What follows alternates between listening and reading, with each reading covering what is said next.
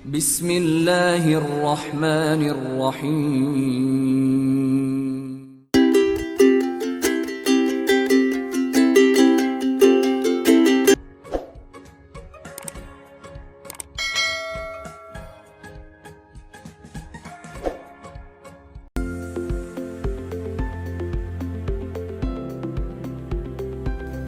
Salam dan bahagia Ibu Bapak Guru.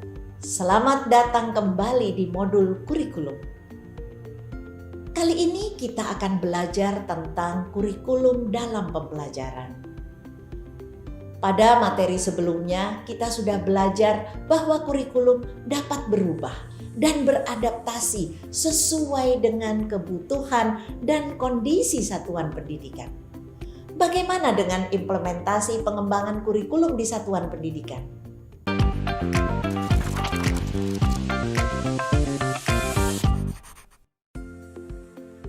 Pak, saya punya usul.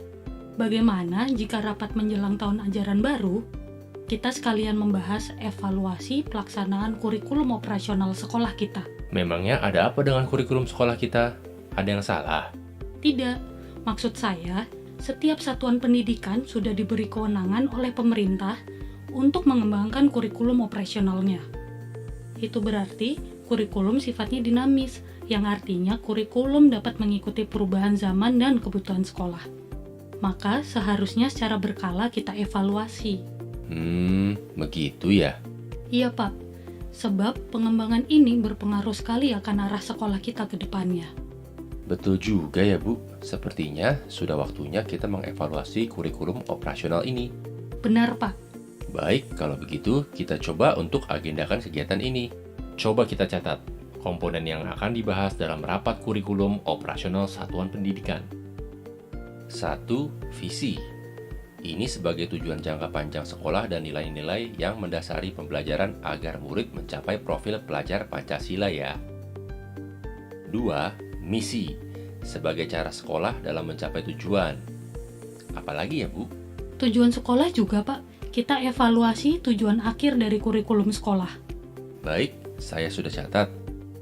Kalau hal tadi berhubungan dengan rencana jangka panjang sekolah. Lalu, bagaimana dengan komponen yang berhubungan dengan rencana jangka pendeknya, Bu? Seperti rencana pembelajaran. Apakah itu termasuk yang harus kita evaluasi juga? Oh iya betul Pak, kurikulum operasional satuan pendidikan ini juga termasuk rencana pembelajaran. Karena setiap sekolah mempunyai kewenangan untuk mengatur alur tujuan pembelajaran, modul ajar, media ajar, sampai ke asesmennya. Kita diskusikan selama 1 tahun ajaran ke depan. Perencanaan dan alur pembelajarannya mau seperti apa, juga program prioritas satuan pendidikan kita ya Pak. Kalau begitu, selain perencanaannya, pengorganisasian pembelajaran juga dievaluasi juga ya? Betul Pak. Kita evaluasi kembali muatan kurikulum sekolah kita, sesuai dengan karakteristik sekolah dan kebutuhan anak. Termasuk beban belajar murid kalau gitu ya. Nanti kita lihat kembali capaian pembelajaran per fase dan juga profil pelajar Pancasila untuk menyelaraskan kurikulum kita dengan yang sudah dibuat oleh pemerintah. Siap. Bu, ngomong-ngomong, muatan kurikulum berarti sesuai struktur pembelajaran dalam paradigma baru ya? Kita akan evaluasi program intrakurikuler sekolah, yaitu yang berisikan muatan mata pelajaran dan muatan lokal. Lalu, kita akan evaluasi program proyek. Ingat tidak Bu? Ini merupakan proyek penguatan profil pelajar Pancasila dan juga program ekstrakurikuler. Untuk ekstrakurikuler, bagaimana kalau sebelum rapat nanti kita adakan survei kepada murid-murid? Kita bisa melibatkan murid dalam menentukan jenis ekstrakurikuler yang dapat kita tawarkan. Jadi kita bisa tahu apa yang sedang mereka gemari. Wah, ide bagus Pak.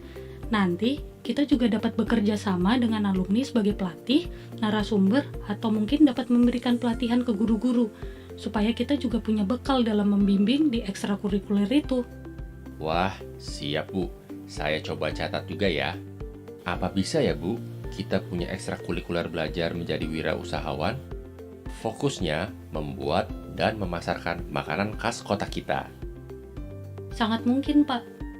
Itulah pentingnya pengembangan kurikulum operasional satuan pendidikan. kita dapat menyesuaikan rencana dan pengorganisasian pembelajaran sesuai dengan keadaan kontekstual satuan pendidikan, sehingga memberi makna bagi pembelajaran murid kita. Menarik banget, Bu. Berarti sistem pendampingan, evaluasi, dan pengembangan profesional sekolah juga harus kita diskusikan. Nah, jika program sudah bagus, maka sistem monitoring dan pengembangan profesi guru juga harus didukung. Betul, Pak. Kalau begitu, sebelum kita meeting, saya akan sampaikan ke kepala sekolah untuk segera melakukan monitoring secara internal dan bertahap sesuai dengan kemampuan sekolah kita. Coba Pak, saya lihat catatannya. Jadi tadi komponen kurikulum operasional satuan pendidikan adalah 1. Visi, misi, dan tujuan. 2. Perencanaan pembelajaran yang mencakup alur tujuan pembelajaran, asesmen, modul ajar, media ajar, juga program prioritas satuan pendidikan. 3. Pengorganisasian pembelajaran yang mencakup muatan kurikulum, beban belajar, program intra dan ekstrakurikuler, serta proyek penguatan profil pelajar Pancasila. 4. Sistem pendampingan, evaluasi, dan pengembangan profesional. Oh iya, satu lagi Pak, sebelum ini semua. Mari kita coba lihat dan evaluasi kembali karakteristik satuan pendidikan kita, agar kita dapat menganalisis konteks sekolah, melihat kebutuhan zaman dan perubahan yang terjadi. Dengan demikian, kita mengetahui apa yang unik dari sekolah kita, baik itu dari segi murid, sosial, budaya guru, dan tenaga kependidikan lainnya. Ini adalah modal dasar evaluasi visi, misi, dan tujuan. Baik, saya tambahkan di nomor 1 ya Bu, karakteristik satuan pendidikan. Sebagai moderator kegiatan rapat nanti, saya akan ingatkan kembali prinsip pengembangan kurikulum operasional satuan pendidikan, yaitu berpusat pada murid, lalu kontekstual, esensial, juga akuntabel, dan melibatkan berbagai pemangku kepentingan. Oke, ada 5 prinsip. Siap, senang sekali Pak. Kita jadi bisa membuat kurikulum yang sesuai dengan konteks sekolah kita. Sebenarnya ini jadi memudahkan kita dalam pelaksanaan ya. Kita dapat menentukan metode, modul ajar, dan asesmen. Terlebih lagi, sumber belajar bukan hanya berasal dari buku teks, namun kita juga dapat menggunakan media yang lain. Sekolah mempunyai kewenangan untuk mengembangkan kurikulum yang telah ditentukan oleh pemerintah sesuai dengan konteks sekolah. Wah, jadi membuat kita lebih bersemangat ya. Ibu dan Bapak Guru, semoga dialog tersebut menginspirasi kita semua. Kemendikbudristek sudah menyiapkan contoh kurikulum operasional sebagai inspirasi dalam pembelajaran. Tapi bukan berarti kita tidak bisa mengembangkannya. Silahkan Ibu dan Bapak kembangkan sesuai dengan konteks satuan pendidikan masing-masing.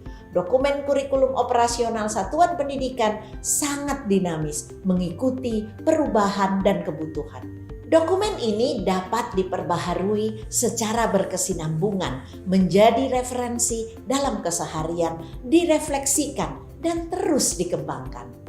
Bagaimana Ibu dan Bapak Guru? Sudah siap menyusun dan mengembangkan kurikulum dalam pembelajaran? Selamat belajar Ibu dan Bapak Guru hebat.